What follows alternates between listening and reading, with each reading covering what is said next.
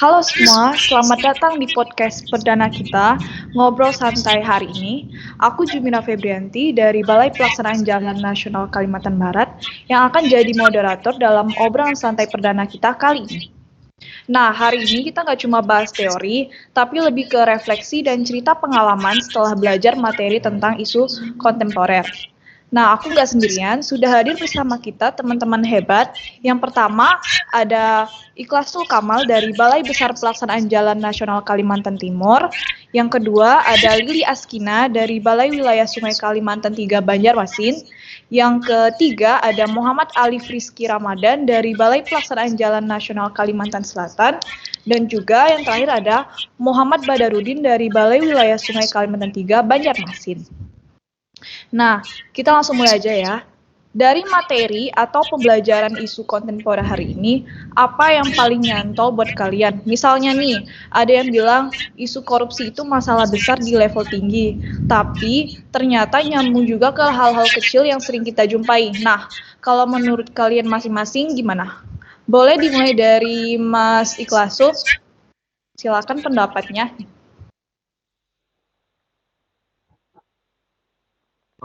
Baik, terima kasih. Menurut saya, ya betul. Seperti yang tadi kita pelajari, ya isu korupsi memang menurut saya menjadi satu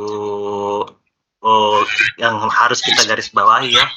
Karena korupsi ini, ya negara kita ini masih stuck begini-begini aja. Mengingat kita juga ingin mengimplementasikan visi Indonesia Emas di tahun 2045. Jadi visi ini tidak dapat tercapai jika masih ada kasus korupsi.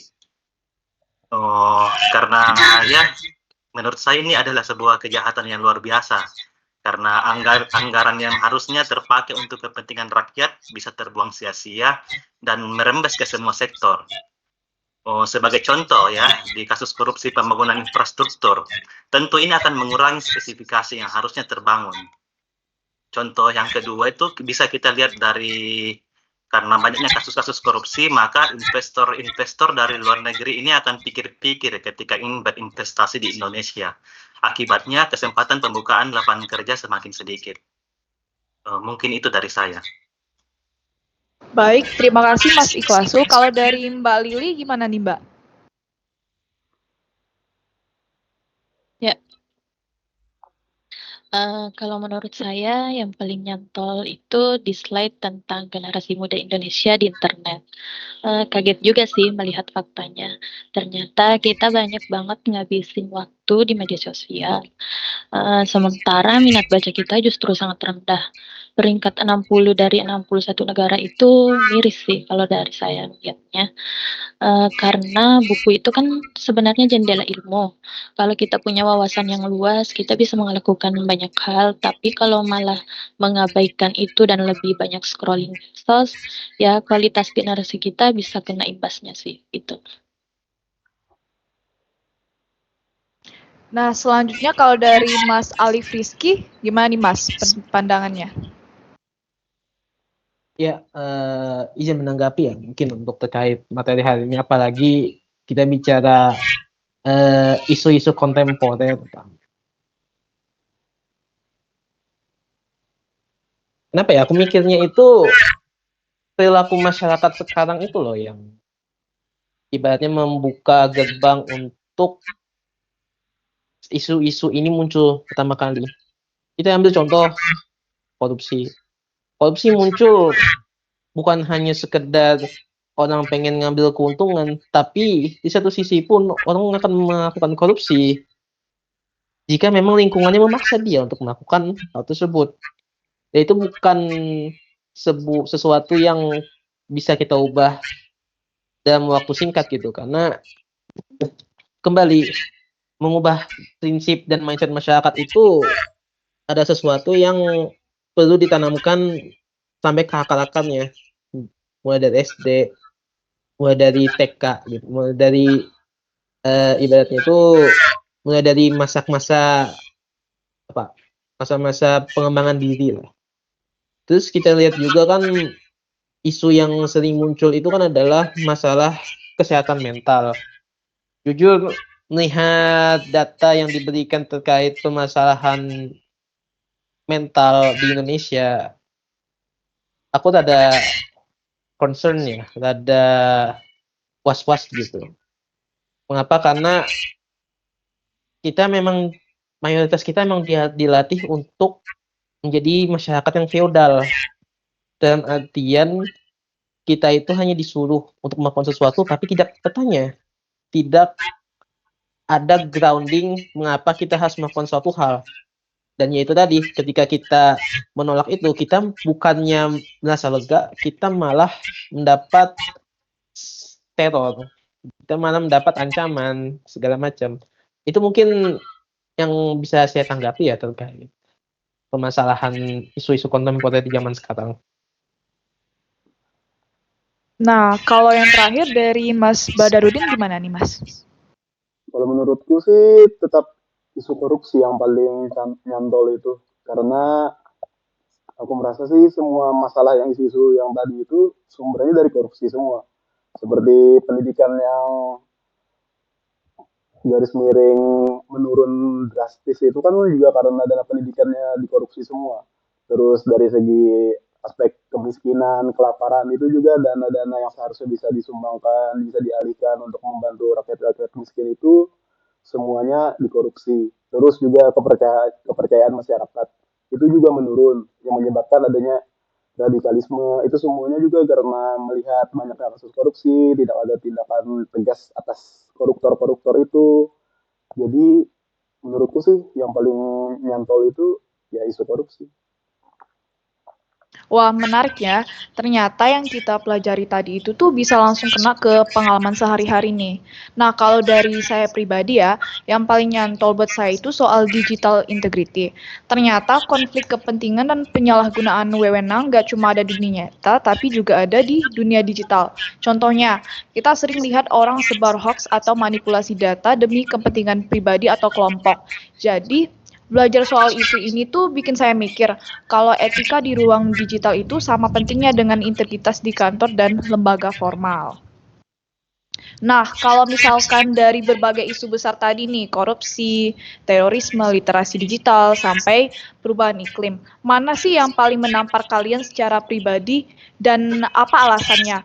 Mungkin ada pengalaman yang bikin isu itu tuh terasa dekat banget buat kalian. Nah, kalau aku sendiri ya, seperti isu perubahan iklim nih, tapi bukan sekedar soal banjir atau panas. Yang bikin saya mikir itu kenyataan bahwa dampak terberat justru dirasakan orang kecil seperti petani, nelayan, atau warga yang nggak punya pilihan tempat tinggal.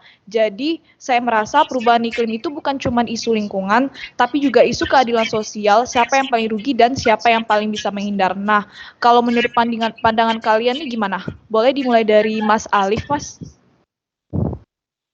Aku pikir kayaknya isu yang sampel di masyarakat sekarang itu ada isu intoleransi ya. Dalam artian intoleransi kita itu masih sangat jelek lah boleh dikatakan. Kita melihat kasus-kasus seperti kemarin kan itu suku Dayak itu mereka melakukan penolakan kan terhadap rencana pemerintah untuk melakukan transmigrasi masyarakat Jawa ke Pulau Kalimantan. Dan menurutku itu akalnya itu berasal dari stigma negatif yang ada di masyarakat bahwa suatu kelompok itu memang beda gitu. Suatu kelompok itu memang ada yang bersifatnya merusak. Itulah kenapa isu-isu intoleran ini seperti nggak berujung gitu. Padahal kan mungkin kita sering dengar podcast gitu. Kita sering mungkin ke masjid atau mungkin ibadah kan, sholat dengan ceramah gitu. Saya pikir banyak narasumber ataupun ustadz itu sudah memberikan masukan bagaimana cara menanggapi sikap intoleran ini dengan baik dan jelas. Tapi orang masih tidak mendengar, tidak menggunakan ilmu yang didapat itu mereka praktekkan di kehidupan sehari-hari. Jadi itu. Jadi isu yang benar-benar kental itu adalah dari isu intoleransi itu. Apalagi kasus di tahun 2022 itu 50 rumah ibadah ya kacau gitu. Itu saja. Baik, terima kasih Mas. Kalau menurut Mas Ikhlasu sendiri gimana nih Mas? Menurut saya kasus korupsi ya, pernah. Salah satunya pernah juga mungkin dialami sama saya. Jadi dulu waktu di Makassar ya, ada pembangunan puskesmas di situ tahun 2019. Jadi pas pembangunan itu puskesmasnya mangkrak gitu. Jadi sampai sekarang itu nggak jadi. Jadi untuk sementara yang terdaftar di puskesmas tersebut direlokasikan ke sebuah sekolah yang ruangannya kalau nggak salah cuma 3 kelas ya. Sedangkan pasiennya tuh setiap hari itu ada ribuan. Jadi ya korupsi ini betul-betul sangat merugikan kita ya sebagai masyarakat. Karena yang harusnya anggaran dibangun untuk infrastruktur ya malah dikorupsi. Jadi puskesmasnya nggak jadi di situ. Terus yang kedua, yang saat ini juga lagi booming-boomingnya ada kesenjangan menurut saya. Yang demo kemarin kan yang DPR itu antara gaji DPR sama UMR itu sangat jauh bedanya. Misalnya UMR 3.500.000, sedangkan pejabat-pejabat kita bisa mendapatkan gaji hingga ratusan juta. Itu berapa kali lipat itu? Hampir 10 kali, lebih dari 10 kali lipat. Mengingat juga ya banyak daerah-daerah terpencil yang belum terakses secara transportasi gitu. Saya pernah ke daerah pelosok di Kalimantan ya namanya Mahakamulu. Ada yang pernah dengar nggak? Iya, pernah, Mas. Ya, jadi itu dia berada di perbatasan antara Kalimantan Utara dan Kalimantan Barat. Jadi di sana itu dari Balikpapan itu kalau kita tarik pakai Google Maps jaraknya itu kurang lebih berapa ya? 500 kilo kali kalau nggak salah. Tetapi aku ke sana itu menempuh waktu lebih 24 jam. Soalnya lebih dari 300 kilo itu belum ada aspal sama sekali. Jadi ada sekitar 8 jam perjalanan itu betul-betul sangat berat ya karena nggak ada aspal. Apalagi kalau musim hujan. Jadi mobil di sana itu bisa tenggelam. Jadi transportasi utama di sana itu orang di sana itu naik speedboat ya dari Samarinda.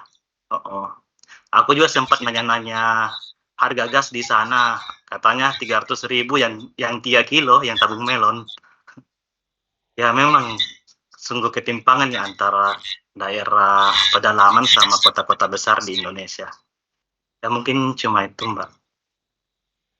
Wah, baik. Menarik sekali nih, Mas Ikhlasu. Kalau dari Mbak Lili, gimana, Mbak? Apakah ada pengalaman? Mengenai isu paling menampar secara pribadi, kalau saya itu yang paling menampar itu literasi digital dan keamanan cyber. Karena jujur, saya tuh lebih sering atau lebih banyak menghabiskan waktu di HP buat scroll medsos daripada menambah wawasan. Padahal kan faktanya tadi kan minat baca kita itu rendah banget. Nah, di sisi lain keamanan digital kita juga rendah. Indonesia bahkan masuk peringkat 83 dari 160 negara. Nah, itu bikin sadar kalau masalahnya bukan cuma ada di luar sana, tapi juga ada dalam diri kita sendiri. Sehingga aku tuh merasa kayak seharusnya ke depan itu lebih bijak lagi pakai internet, bukan sekadar jadi pengguna pasif saja. Itu aja sih. Iya, aku setuju sih, Mbak. Nah, kalau dari Mas Badarudin, gimana, Mas? Boleh disampaikan? Aku sih sama juga karena aku kan orangnya ngambil jurusan komputer kemarin saat kuliah, jadi lebih melek lah dari dunia IT. Jadi keamanan digital itu sangat kurang banget kalau di Indonesia. Itu juga salah satunya karena infrastrukturnya juga sih yang banyak dikorupsi, terus dari segi pemerintahan kurang kurang fokus, kurang perhatian sama masalah ini. Jadi ketika ada data-data yang tersebar, yang bocor, mereka memilih diam, dibiarkan saja meskipun data-data kita sebenarnya hampir tiap minggu bocor di deep web, tapi nggak pernah digubris sama sekali. Jadi kalau orang-orang kalau pemerintahan bilang jaga keamanan data, sebenarnya sih agak omong kosong juga karena data kita sebenarnya sudah bocor tiap minggu. Itu kita nggak tahu aja. Tapi kalau masuk ke deep web, meskipun itu agak rawan sih karena banyak virus, banyak yang apa-apanya, malware dan lain-lain yang bisa mengambil data kita juga kalau masuk secara sembarangan. Tapi di situ itu banyak sekali data-data kita yang diambil, bahkan sampai data rekening pun sudah ada. Jadi tergantung orang-orang aja lagi mau yang beli itu mau ngebajak akun rekening kita atau enggak. Jadi tergantung mereka. Kekuasaannya sudah ada di tangan mereka, bukan di kita lagi. Jadi ya begitulah. Nah, move on to the next things nih guys. Selanjutnya, kalau misalnya nih kita menengok ke depan ya, tantangan bangsa Indonesia kan jelas banyak banget. Dari semua yang kita pelajari, menurut kalian mana sih yang paling krusial? Dan kalau dikaitkan ke diri sendiri, kontribusi nyata apa yang bisa kasih? Misalnya, hal kecil. Boleh dari Mas Badarudin? Ini isu ya. Ini isu ya. Isu yang paling krusial, Pak. Iya, benar. Tantangan bangsa Indonesia. Kalau tantangan bangsa yang paling besar itu ya pasti korupsi sih, karena menurut saya kan hampir semua, hampir 99% masalah dari Indonesia saat ini nih ya dari korupsi. Semuanya dari pendidikan, dana korupsi, dananya dikorupsi, dana kesehatan, kemiskinan, dan lain-lain itu sumbernya dari korupsi. Hoax itu mulai tersebar karena korupsi, judi online juga korupsi, karena mereka pejabat-pejabat mengambil dana dari situ juga dapat menerima suap dari yang pemilik judi online-nya. Terus yang seperti lain-lainnya itu juga semuanya sih dari korupsi, dari yang ketidakpercayaan, intoleransi, dan semua-semuanya itu sih menurut saya sumbernya itu dari korupsi. Kalau langkah kecil, saya sebagai CPNS PU yang masuk ke dalam instansi yang tanda kutipnya lahan basah, ya berusaha menjaga diri baik-baik lah. Paling enggak sayanya enggak ikut nyemplung juga ke sana. Meskipun banyak dengar isu-isu banyak banyak orang yang nyemplung sudah, tapi paling enggak saya sendiri tidak ikut-ikutan. Itu aja sih. Nah, kalau dari Mas Ikhlasu sendiri gimana? Ya, sama dengan Mas Muhammad Badarudin ya. Soal korupsi, ada kesenjangan sosial, ada lapangan kerja dan pengangguran, ada intoleransi antar masyarakat, dan sekarang saya lihat juga banyak anak-anak kita yang semakin cinta rasa kebangsaan dan tanah airnya itu semakin kecil ya. Untuk faktor eksternal juga saya mempertimbangkan ya, ada seperti krisis energi, ada juga geopolitik antara Amerika dan Cina, mungkin seperti perang dagang yang bisa menyebabkan krisis ekonomi, ada juga perubahan iklim. Menurut saya itu, Mbak. Setuju sih Mas. Nah, kalau untuk Mbak Lili sendiri gimana nih Mas? Kontribusi apa yang bisa Mbak kasih meski hal itu kecil? Menurutku simpel aja sih, kayak bentuk bela negara yang paling nyata yang bisa kita lakukan itu ya bekerja dengan sungguh-sungguh sesuai jabatan kita masing-masing. Misalnya disiplin hadir, tanggung jawab sama pekerjaan, berusaha kasih yang terbaik, itu aja udah jadi bentuk cinta tanah air yang bisa kita lakukan tiap hari. Wah, setuju banget sih Mbak. Walaupun tantangannya terlihat besar ya, ternyata kita semua ini bisa ambil bagian mulai dari lingkup kecil. Nah, pertanyaan terakhir nih. Setelah materi pembelajaran hari ini, apa sih perubahan pola pikir atau kebiasaan yang kalian rasa perlu diubah atau ditingkatkan dalam diri sendiri? Hal apa yang ingin kalian latih supaya lebih siap menghadapi zaman yang terus bergerak? Boleh dijawab, Mas, Mbak?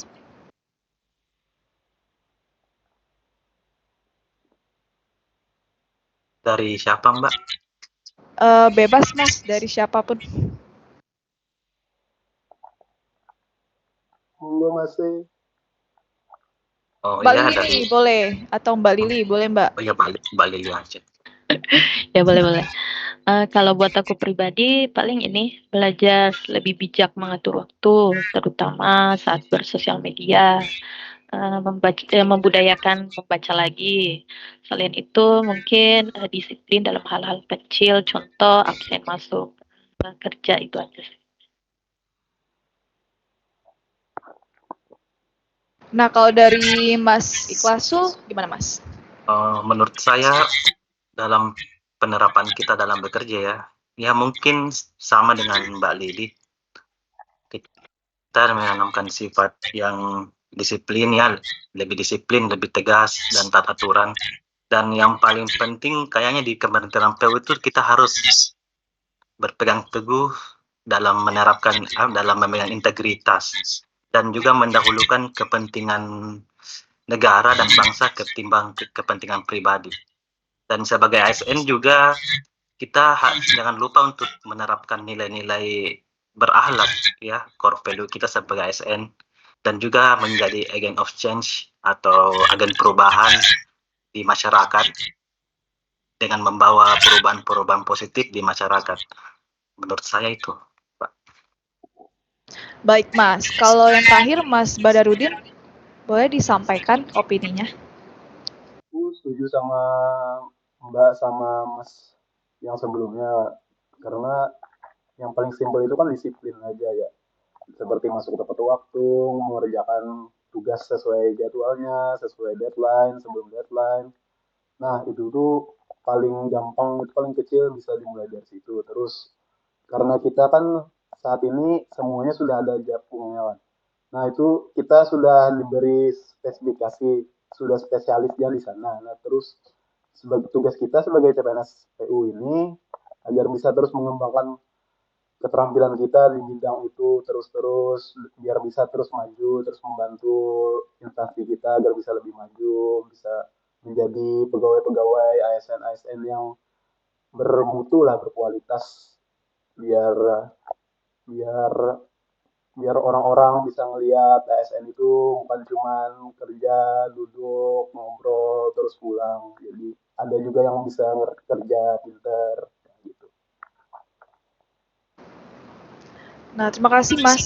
Saya setuju banget sih tentang pendapat-pendapat yang telah disampaikan oleh Mas dan Mbak sekalian. Jadi materi yang kita pelajari hari ini bukan cuma soal tahu isu, tapi juga soal bagaimana kita menata diri untuk lebih siap menghadapi tantangan. Nah, terima kasih banyak Ikhlasul, Lili, Alif, dan Badarudin atas refleksi dan obrolannya. Dari diskusi ini kita bisa lihat bahwa isu kontemporer itu bukan sekedar topik di kelas, tapi sesuatu yang benar-benar dekat dari kehidupan kita. Dan bela negara ternyata bisa dilakukan lewat sikap sehari-hari yang sederhana tapi konsisten.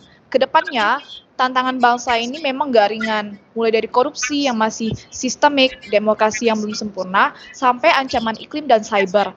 Tapi kita percaya perubahan bisa dimulai dari diri sendiri, dari pola pikir, dari kebiasaan, dan dari komitmen kecil sehari-hari. Jadi, mari kita jadikan pembelajaran ini bukan sekedar teori, tapi pegangan hidup. Karena sebagai ASN, kita semua adalah garda terdepan bela negara di era modern. Dengan integritas, kesiapsiagaan, dan kemampuan beradaptasi menghadapi zaman yang terus bergerak. Nah, terima kasih sudah mendengar refleksi kami berlima. Semoga obrolan ini bermanfaat dan jadi pengingat juga buat kita semua untuk tetap peka, siap, dan berintegritas dalam menghadapi perubahan zaman. Terima kasih.